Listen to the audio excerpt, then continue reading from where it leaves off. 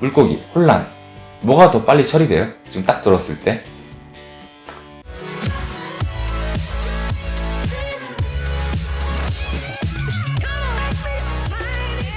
안녕하세요. 심리학 꿀팁 방향입니다. 여러분, 이 실험은 저는 알고 있었던 실험이었거든요. 그런데 여러분도 알고 계실지는 모르겠는데 펩시콜라 대 코카콜라, 이 실험 들어보신 적 있으세요? 어떻게 진행된 실험이냐면 첫 번째로 블라인드 테스트를 했어요. 근데 이 실험이 특이한 점이 뇌에다가 전극을 연결해서 이 맛있음을 느끼는 그런 뇌 영역, 그 영역이 얼마나 활성화되는지를 본 거예요.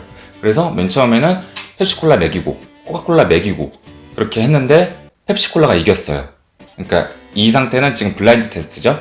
얘가 펩시콜라인지 코카콜라인지 모르는 거예요. 그런데 뇌의 영역이 펩시콜라를 마셨을 때 더 활성화가 조금 더 된 거예요. 그런데 두 번째에서는 이번에는 이제 뭐가 코카콜라고 뭐가 펩시콜라인지 알려주고 먹어보게 했어요. 그런 다음에 또 이제 뇌를 스캔해가지고 얼마나 활성화가 되는지를 본 거죠. 그런데 이번에는 코카콜라가 더 이제 맛이 좋다고 뇌가 판단을 한 거예요. 여기서 뇌스캔 영상이 가지는 의미는 내가 진심으로 그렇게 맛을 평가했다는 거예요. 그러니까 내가 뭐가 코카콜라고 뭐가 펩시콜라인지 몰랐을 때는 펩시콜라가 더 맛있다고 느꼈고, 내가 진심으로 뭐가 코카콜라고 뭐가 펩시콜라인지 안 상태에서는 내가 진심으로 코카콜라가 더 맛있다고 느꼈던 거예요. 그러니까 내가 이게 어떤 브랜드인지 알고 마시는 거에 따라서 진심으로 내 평가가 바뀌었죠. 내 만족도가 진심으로 바뀌었어요. 이게 실제 맛과는 상관없이. 우리는 이 실험을 통해서 브랜드가 얼마나 우리에게 영향을 많이 미치는지, 우리의 마음속에 진짜 진심으로 파고 들어가지고 우리를 어떻게 세뇌를 시키는지, 세뇌까지 하면 좀 그런가? 아무튼 되게 진심으로 다가오게 하잖아요. 뇌를 건드려서까지. 그래서 이제 이 브랜드의 영향력이 얼마나 큰지를 알게 해주는 실험이었죠, 이거는. 뇌, 욕망의 비밀을 풀다라는 이 책에서는 인간의 무의식이 얼마나 우리의 행동, 우리의 구매 행동에 영향을 많이 미치는지를 설명해주고 있어요. 그런데 다른 책들과 조금 차별화되는 점은 이거를 근거를, 뇌과학을 근거로 이야기를 하고 있다는 점이에요. 책에서 나온 쉬운 예시를 한번 들어볼게요. 남녀 간의 구매 패턴의 차이가 있죠. 그런데 이거를 책에서는 이제 남자는 남성 호르몬이 뇌에서 더 많이 나와서, 여성은 여성 호르몬이 뇌에서 더 많이 나와서 이래서 다르다고 설명을 했거든요. 그래서 이제 그거에 대한 또 예시로 성전환자의 경우, 이제 예를 들어서 남성이 여성으로 성전을 했다고 가정을 해봅시다. 그러면은 그 성전환자 분들은 호르몬을 맞게 되잖아요. 그러니까 여성 호르몬을 맞게 되죠. 남성에서 여성으로 넘어가는 경우에는. 그런데 이분들이 어떤 사고방식, 생각하는 패턴이 조금 바뀌었다고 그래요. 호르몬을 맞은 경우에는. 그래서 생각하는 방식이 바뀌면서 구매 방식도 조금 바뀌게 됐다. 이런 예시가 나오거든요. 짤막하게. 이런 식으로 설명을 많이 해줘요, 이 책에서는. 이번에 비즈니스 북스 출판사에서 감사하게도 리뷰 영상을 요청을 해주셔가지고 제가 이렇게 영상을 찍고 있습니다. 이 뇌의 욕망의 비밀을 풀다라는 책을 읽고 제가 생각했을 때 여기에 메인스트림, 여기서 좀 재미있고 좀 중요한 부분이다 라고 생각하는 부분을 이렇게 추려가지고 여러분한테 소개를 한번 해드리려고 해요. 참고로 이 책은 예전에 유튜버 라이프 해커 자청 이분께서 소개를 한번 해주신 적이 있어요. 그 당시에 영상을 본 분들이 이 책을 막 찾아서 헤맸었는데 이 책이 당시에 절판이 됐었거든요. 그래가지고 막 사람들이 웃돈을 얹어가지고 막 이 책을 사려고 그랬다 그래요. 그러던 중에 이 비즈니스 북스에서 다시 재개정을 조금 해가지고 다시 재출간을 하게 됐습니다. 그래서 얼마 전에 출간이 됐어요. 사실은 되게 따끈따끈한 책이에요. 제가 어제가 10월 5일이고 지금 10월 6일인데 제가 좀 늦게 찍고 있죠. 바빴었어요. 아무튼 어제 서점에 잠깐 갈 일이 있어가지고 한번 봤는데 이 책이 나와 있더라고요. 제가 부제를 프로이트의 마케팅 책이라고 붙였죠. 왜 그랬을까요? 저는 이 책을 사람의 무의식이 어떻게 행동으로까지 이어지는가, 이거를 과학적으로 다룬 책이라고 보고 있어요. 그리고 이 책을 표면적으로만 보면은 제가 봤을 때 이 책의 저자는 타겟이 이런 사람들이었어요. 광고업에서 종사하시는 분들, 혹은 영업직에서 종사를 하시는 분들, 혹은 마케팅 직무를 맡고 계신 분들, 이런 분들이 표면적인 타겟팅인데, 제가 봤을 때는 인간의 사고나 행동, 이런 부분에 관심이 많은 분들이라면 이 책을 읽고 얻어가시는 거에 좀 많을 거라고 생각이 됩니다. 그래서 본격적으로 이 책에 대해서 이야기를 드리자면, 저는 첫 번째로 인지적 구두쇠 개념이 이 책의 메인스트림이라고 생각을 하고 있어요. 그러니까 메인 줄기인 거죠. 근데 아쉽게도 이 책에서는 인지적 구두쇠라는 말이 나오지는 않아요. 이거는 제가 알고 있는 개념인데 여기에 적용이 된다 이렇게 생각해서 말씀을 드리는 거기는 한데, 이게 어떤 개념이냐면 정말 간단하게 이야기를 드리자면 사람은 생각을 많이 하는 걸 싫어한다. 이게 인지적 구두쇠 개념이에요. 그러니까 인지적으로 아낀다는 거야. 내가 인지를 많이 하기 싫어한다는 거야. 그 얘기가 인지적 구두쇠 이론이거든요. 그런데 이 얘기를 들으면 어떤 사람들은 좀 다르게 생각할 수 있어요. 나는 생각하는 거 되게 좋아하는데, 나 공상 때리고 막 멍 때리면서 생각하고 이런 거 되게 좋아하는데, 그런데 여기서 말하는 인지적 구두쇠는 그런 생각이 아니에요. 인지적 구두쇠의 대표적인 예시로 뭐 고정관념, 선입견 이런 거를 들 수가 있거든요. 예를 들어서 여러분들이 저처럼 막 우락부락하고 수염 나고 이런 사람들 보면 어떤 생각이 들어요? 성격 더럽겠다, 막 건들지 말아야 되겠다, 이런 선입견 조금은 가질 수 있죠.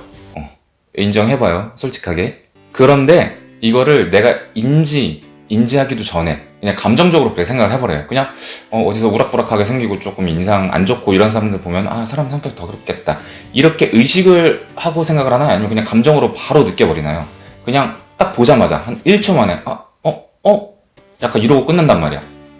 좀 더럽겠다. 여기까지 생각도 안 해. 그냥 더럽겠다, 좀 피해가야지, 이렇게 된단 말이에요. 그러니까 성격 더럽겠다고는 이미 다 처리가 됐어, 1초 만에. 그럼 좀 피한다, 행동으로서 좀 피한다, 이렇게 무의식적으로. 요런 게 약간 인지적 구두쇠의 개념이에요. 그런데 사실 이렇게 나같이 우락부락하게 생긴 사람들이 눈물이 많고 막 감수성이 풍부하고 막 슬픈 영화 같은 거 보면은 막 질질 짜고 누가 알아요? 그죠?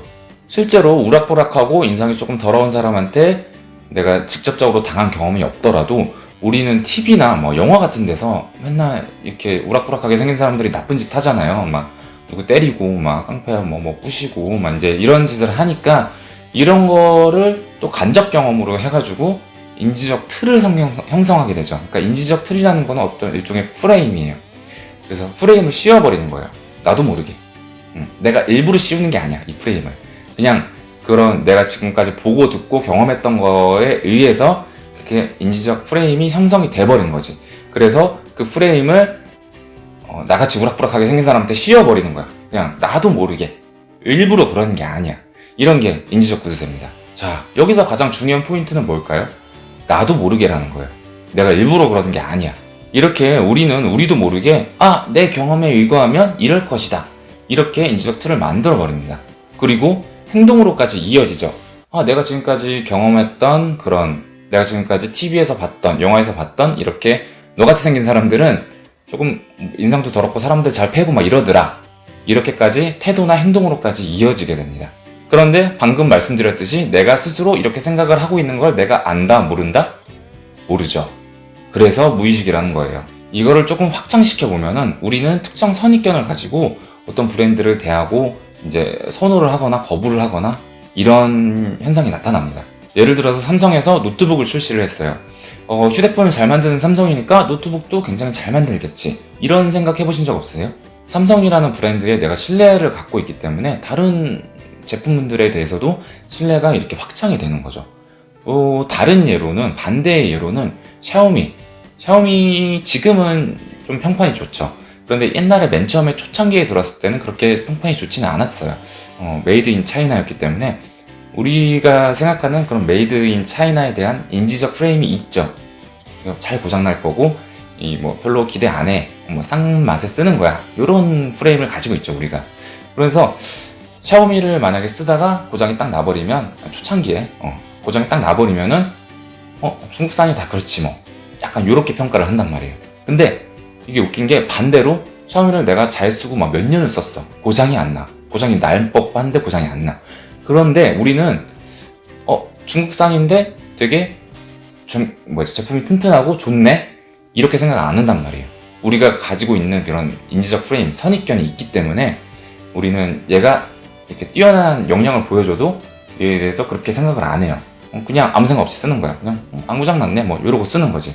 우리가 이렇게 인지적 구두쇠가 되는 이유에는 여러 가지 이유가 있어요. 일단 선입견이나 고정관념을 뛰어넘는 사고, 인지를 하려면 우리한테 굉장히 많은 에너지가 필요해요. 사실 힘든 일이죠. 생각을 많이 해야 된단 말이에요. 근데 우리가 이게 이렇게 브랜드에 관해서 선입견을 가지고 나를 봤는데 내가 인상이 좋은가 나쁜가 뭐 내가 어떻게 행동할 건가 이런 거 예측을 하는데 이렇게 일일이 에너지를 다 써버리면 우리는 정상생활이 안 돼요. 그래서 사실은 인지적 구두쇠는 되게 보면 정상적인 인지 처리예요. 우리는 그렇게 살 수밖에 없어요. 그런 거 인지 처리 하나하나 세세한 거 다 하면 우리 진짜 이렇게 돌아버릴 수도 있어요. 너무 세상이 복잡하기 때문에. 그런데 이 책에서는 또 다른 근거를 하나 제시를 했어요. 제가 아까 이 책은 인간의 그런 무의식적인 행동을 뇌과학으로 설명을 한다고 그랬죠. 이 옆에 있는 그림은 제가 본문, 책의 본문에서 따온 건데 그림을 같이 한번 보시면은 이런 복잡한 메시지는 뇌의 고통을 담당하는 그런 뇌의 영역을 활성화시키고 반대로 심플하고 시각적인 이미지는 뇌의 보상 영역, 그러니까 기쁨을 담당하는 영역을 활성화를 시키죠. 그래서 저도 이 부분을 보면서 조금 반성을 하게 됐어요. 내가 보통 영상을 다 만들고 이제 제목이나 썸네일을 만들려고 할 때 나는 이제 제작자잖아요. 그래서 되게 욕심이 많아. 내가 영상에서 얘기했던 거를 다 담아버리고 싶단 말이에요. 그러면은 되게 복잡해져요. 썸네일도 복잡해지고, 뭐, 제목도 복잡해지고, 지금 막 되게 익명의 구독자분께서 저한테 썸네일을 나중에 제가 다 만들어 놓으면 썸네일을 나중에 한번 보내주세요. 되게 심플하고 이쁘게. 그러면 보면 되게 이뻐. 이렇게 할 걸. 이 생각이 들어. 근데 나는 왜 못하냐면, 나는 제작자라서 내가 얘기하고 싶은 거를 다 넣고 싶은 욕심이 있어. 그래서 그런 거예요. 그래서 좀 반성을 한 게, 내가 진짜 이제 복잡하게 만들지 말아야 되겠구나. 이 생각이 딱 들더라고요. 아무튼 이런 무의식적인 고정관념이나 인지적 구두쇠 현상 때문에 우리는 굉장히 많은 오류를 범하면서 이제 구매를 하고 있어요. 책에서 나온 예시를 하나 설명을 해드리면은, 여러분 벌크 상품 있죠? 되게 이제 뭐 김 있으면 김 20개 이렇게 묶어놓고서 파는 거. 그러면은 우리는 보통 벌크 상품이 되게 싸게 팔 거라고 생각을 하잖아요. 그런데 어떤 프랜차이즈 마트가 하나 있었대요. 이 마트에서 벌크 상품 행사를 하나 진행하기로 했어. 예를 들어서 참치를 20개 이렇게 해놓고 10% 할인해서 팔자. 예를 들어서 참치 캔이 하나에 1,000원이면 20개 해서 2만원 했는데 10% 할인해서 18,000원에 팔자. 이렇게 전략을 짰어요. 그런데 한 지점에서 여러 개 지점이 있겠죠. 프랜차이즈니까. 그런데 한 지점에서 실수로 가격을 인상시켜버린 거야. 그러니까 참치가 20개들이가 원래 18,000원에 팔아야 되는데 10%를 할인을 해야 되는 걸 오히려 인상을 시켜버린 거야. 그럼 22,000원에 팔죠. 낱개로 사면 더 싸요. 그런데 이거를 나중에 이 본사 담당자들이 알게 됐어. 이 지점에서 가격을 인상시켜버렸어. 바보같이. 그래서 이제 큰일 났다 이러면서 이제 매출 데이터를 보겠죠. 그랬는데 이 매출이 오히려 늘었어. 가격이 인상됐는데 이 참치캔을 더 10% 붙여서 팔았는데 오히려 매출이 늘었어. 제가 옛날에 GS 리테일에 있었다고 얘기했었나요? 거기 저도 이제 유통이나 이런 거 보면 말도 안 되는 얘기거든요? 가격을 올렸는데 이 판매량이 늘어? 이거는 이제 말도 안 되는 얘기인데 여기서는 매출이 다른 지점과 별로 달라진 게 없었던 거야. 판매량이. 그 제품에 대한 판매량이. 왜 그랬을까요? 사람들이 이런 거죠. 딱 보고서 벌크다. 싸겠다. 들어가야지. 가격이 좀 비싼가? 잘 모르겠는데? 싸겠지. 벌크니까. 이러고 그냥 들어간 거예요. 이게 얼마나 무서워요.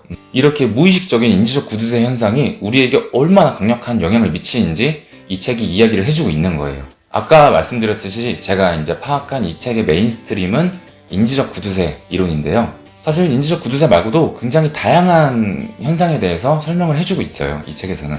그 중에서 여러분이 이건 좀 재밌어 하겠다. 이런 내용으로 하나 이제 소개를 해드리려고 그러는데요. 추상적인 단어보다는 구상적인 단어가 조금 더 우리 뇌에서 빨리 그리고 좀 더 강력하게 처리가 된다고 합니다. 구상적인 단어가 뭐냐면 이게 우리 뇌에서 갑자기 생생하게 이제 빨리 처리가 될 수 있는 그런 단어예요. 그러니까 예시를 하나 들어드리면 추상적인 단어에는 혼란 이런 게 있고 구상적인 단어는 우리가 바로 이제 생생하게 생각할 수 있는 물고기. 우리 이미지가 바로 떠오르죠. 물고기 하면은 이런 게 구상적인 단어예요.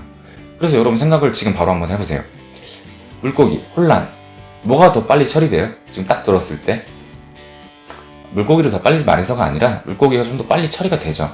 저는 물고기란 이야기를 딱 들으면 그런 자기만이 생각하는 그런 이미지가 있어요. 저는 그걸 들으면은 이렇게 물에서 갑자기 팍 튀어오르는 그런 잉어 이런 게 생각이 나거든요. 물고기라는 단어를 들으면. 그런데 이제 혼란이라는 단어를 들으면 처리를 좀 많이 해야 돼. 혼란. 내가 언제 혼란했었지? 내가 혼란했을 때 어떤 감정을 느꼈었지? 그랬었지 그러면서 혼란을 뇌에서 처리를 합니다. 물론 우리는 되게 빨리 처리해요. 그런데 그 찰나의 순간이더라도 그런 구상적인 이미지를 갖고 있는 단어가 더 빨리 처리가 된다는 거예요. 그래서 저도 이걸 보고서 또 이제 반성을 했어요. 그냥 반성의 시간인데 오늘 약간 그래서 내가 조금 이런 구상적인 단어를 많이 사용했어야 되는데 너무 지금까지 심리학이라는 이유로 추상적인 단어를 많이 사용했다. 뭐 예를 들어서 마음을 움직이는 5가지 힘 이런 거보다는 뭐 심장을 움직이는 5가지 힘 이런 게 조금 더 좀 임팩트가 있었을 텐데 내가 그러지 않았네. 뭐 물론 뭐 심장을 움직이는 5가지 힘 이렇게 내가 제목을 달았다고 해서 뭐 심장 수술하는 영상인가 뭐 이럴 사람은 없을 거 아니에요. 근데 그렇기 때문에 구상적인 단어를 많이 활용을 해야 되겠다 이런 생각을 하게 됐습니다. 자, 오늘은 이렇게 뇌 한 번 더 얘기할까요? 뇌 욕망의 비밀을 풀다 이 책의 리뷰를 이렇게 마치도록 하겠습니다. 사실 더 말씀드리고 싶은 세세한 정보들이 아직 많이 있어요. 그런데 아까 책이 400페이지라고 했죠? 좀 두께감이 있죠.